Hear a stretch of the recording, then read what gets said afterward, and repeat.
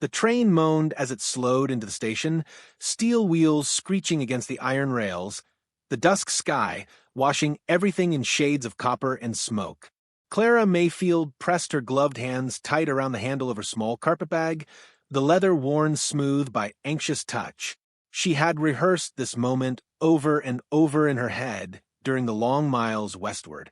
How she would step down onto the wooden planks, how she would look for the man who had written her letters with promises of marriage, how her heart long bruised by solitude would at last find shelter. The air was thick with dust and coal soot, mingling with the scent of horses tied nearby. Men in wide hats called to one another, women hurried to gather their parcels, and children darted underfoot, squealing with delight. For Clara, everything narrowed to one urgent hope, to be seen, to be wanted, to be met. Her eyes swept the waiting crowd. She stood straighter, her Sunday best dress brushing against her boots, bonnet pulled low to soften the age carved across her features. She was 50 now, an age most women in town already bore the title of grandmother. Yet she had traveled with faith that Jonah Pike, the younger man whose letters had been both tender and persuasive, truly meant to make her his bride. She imagined him searching for her now, perhaps nervous, perhaps fumbling with the brim of his hat, ready to take her hand with a smile that told her she had not been a fool for believing. But when her gaze found him, the air seemed to thin, as if the earth itself had turned its face away. Jonah stood a few yards from the platform, boots planted wide, laughter curling from his lips as he spoke to a pair of girls half Clara's age. Their dresses were bright, their cheeks flushed with youth, their voices quick and easy. Jonah glanced up then, his eyes brushing hers for a fleeting instant. She lifted her chin, waiting for his approach, her heart begging him forward. Instead, his gaze slipped aside, as though she were a stranger too far beneath notice. She moved toward him, each step heavy, her bag bumping against her knee. "Jonah," she whispered when she was close enough, but he flinched as if her voice carried shame. "I can't," he muttered, his words clipped, his face pale. "I didn't know." His eyes darted to the girls, to the cluster of townsfolk already watching with curiosity. Then, like a man pursued, he turned his back. "I can't do this," he said louder, shaking his head, and strode away without another glance. The station buzzed with whispers. Clara felt them coil around her like snakes. He left her. At her age? Lord help her. Thought she'd come all this way for that boy?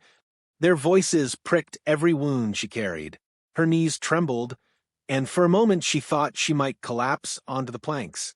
The train whistled again, pulling away, its cars sliding into distance like a dream evaporating. Clara stood abandoned, the crowd dispersing, the future she had pinned her hope upon unraveling strand by strand. By evening, she found herself seated in the parlor of the boarding house, the air thick with boiled cabbage and pipe smoke. Millie Cartwright, the matron, leaned across the counter with a look that tried to mimic kindness but carried pity sharp as vinegar. "Got a room for you, Miss Mayfield. Folks say you were meant to wed young Pike. Shame that. Should have known he'd no use for a woman past her bloom." Millie clucked her tongue, as if tragedy were a dish she had served 1,000 times. Clara nodded stiffly, unwilling to grant Millie the satisfaction of tears. Night fell heavy. Clara lay on the narrow bed, staring at the ceiling where shadows of rain streaked the plaster. The clock in the hall ticked with merciless rhythm, each second a reminder of her solitude. She thought of the miles she had traveled, of the letters she had folded and refolded, reading Jonah's words until they had worn soft at the creases. She thought of the way she had whispered hope into the darkness, believing the years had not stolen her chance at love. Now all of it mocked her. Rain tapped against the window pane, and she closed her eyes to shut it out, but the sound only deepened the hollow inside. Morning brought no relief, only the scrape of wagons on the road and the distant hammering of men repairing a corral. Clara descended the narrow stairs, her steps careful, her pride balancing her body like a fragile glass. In the station yard she paused, unwilling to hide herself away, though every glance seemed to weigh her down. That was when she noticed him, a man at the edge of the yard, tending his horse with deliberate care. His hat was pulled low, his shoulders broad beneath a faded coat. He brushed dust from the animal's flank, movements calm and steady. He did not look toward the gossipers, nor did he join their muttered talk. He only lifted his gaze once, meeting hers across the distance, and tipped his hat. There was no pity in the gesture, no curiosity, only a quiet acknowledgement that pierced through the noise of her shame. Clara felt her breath steady. She looked away quickly, embarrassed by how much the simple courtesy stirred her. She did not know his name, nor why his silence carried weight, but something about the way he stood. Firm, grounded, untroubled by the opinions that had gutted her, settled deep inside her. For the first time since stepping off the train, she did not feel like a spectacle, but a woman seen. The hours slipped by. She wandered through the streets, the dust rising soft against her skirts, the smell of leather and smoke drifting from the smithy. Children's laughter rang down the lane, yet even joy seemed sharp, reminding her of what she had never known. When her steps brought her to the church door, she hesitated. Then, pushing inside, she sank into the front pew, hands clasped. The stillness wrapped around her. Words of prayer spilled not from her lips, but from her heart, heavy with longing. For dignity, for courage, for the will to endure this humiliation without breaking. When she stepped back into the sunlight, the air carried a faint sweetness of spring grass after rain. And there he was again, the quiet rancher with the weathered face, watching her from where his horse stood tethered. His gaze did not follow her with hunger nor with pity. It simply held steady, as though he knew the weight of her burden, and without intrusion offered to bear some of it in silence. Clara drew her shawl closer around her shoulders, her steps slow, but resolute, her chin lifted higher than the day before. Behind her, whispers continued, but ahead, there was the shape of a man who did not shrink from seeing her. The sting of rejection still burned, yet beneath it a small ember of dignity began to glow. She did not know yet what the days would bring. All she knew was that for the first time since Jonah's betrayal, the road forward did not feel wholly closed. And so the story did not end with the train's departure, nor with the cruel laughter of a man too weak to honor his word. It lingered here in the fragile silence between two people who had not spoken but had already said enough.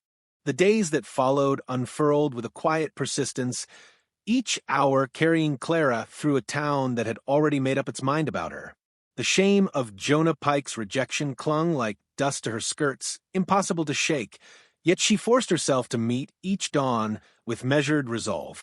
She walked the narrow streets with her head lifted, even as whispers curled around her, the townsfolk taking her presence as fuel for their amusement. Children stared, women whispered, men smirked.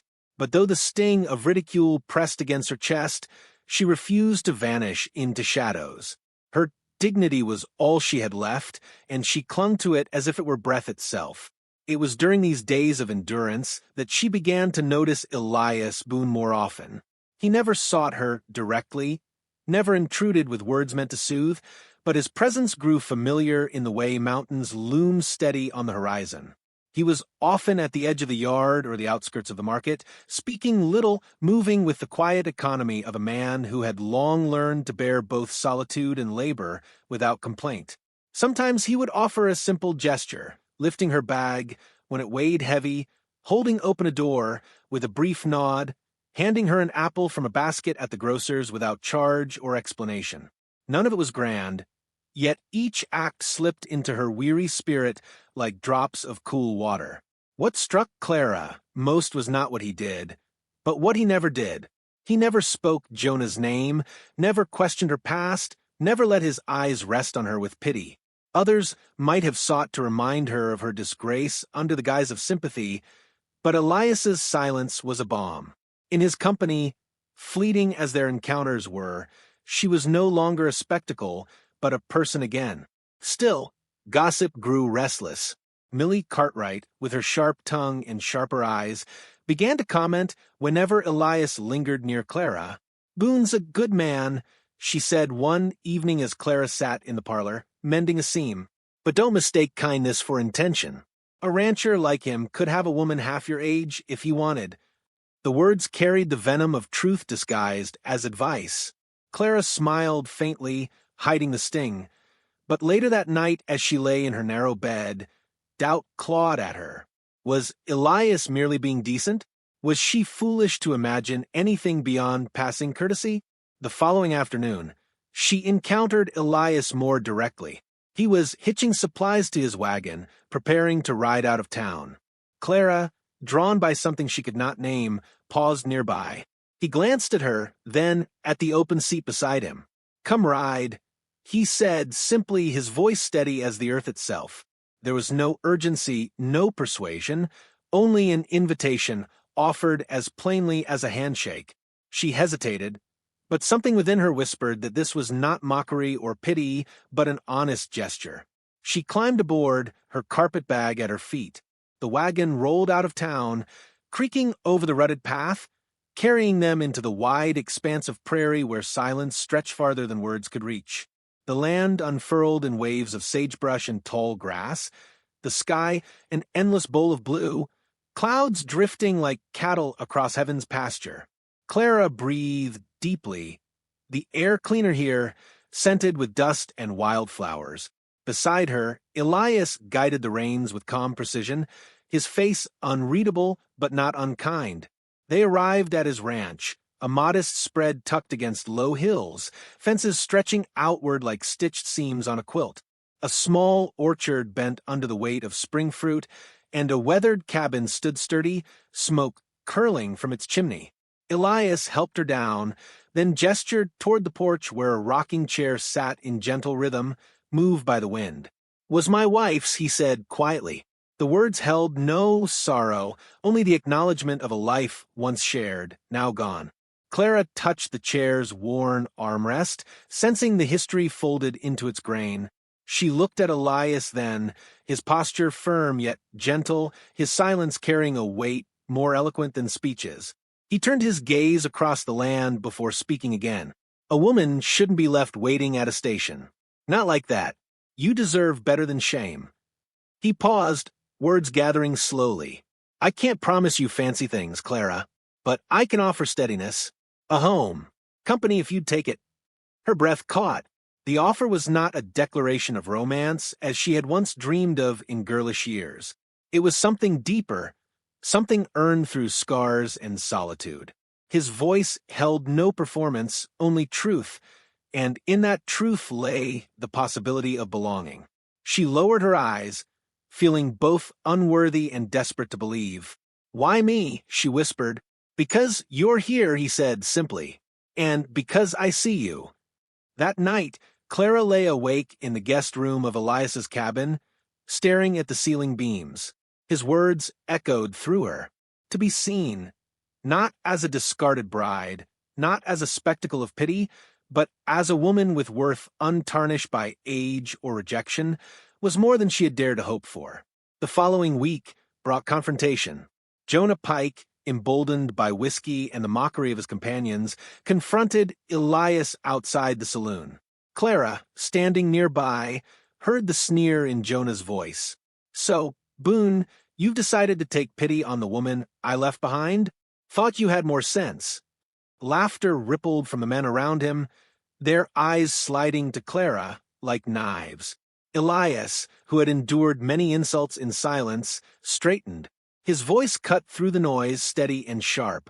"Better to stand with a woman of worth than waste yourself chasing youth that withers quick. She's more than you'll ever deserve." The laughter died, the crowd silenced, and Jonah's smirk faltered. He muttered something under his breath, then slunk back into the saloon, his pride punctured before all. Clara's heart trembled, not from fear, but from the astonishing weight of being defended. For years she had borne whispers, pity, ridicule, but never had anyone spoken so plainly for her, never had anyone stood between her and cruelty. She felt tears rising, but they were not tears of shame, they were the tears of a soul beginning to heal. That evening, as the sun burned low over the prairie, Clara sat on Elias's porch, the rocking chair creaking softly beneath her. He sat beside her on the steps, silent, gazing out over the land. The sky turned gold, then violet, then deep with stars. No words were needed.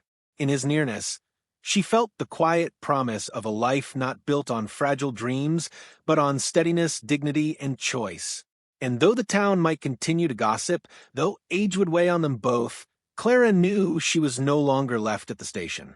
She was seated firmly in a story still unfolding, a story no longer bound by rejection, but shaped by the grace of being chosen. For the first time in many years, she did not fear tomorrow. She welcomed it, steady as the man beside her, steady as the land beneath her feet.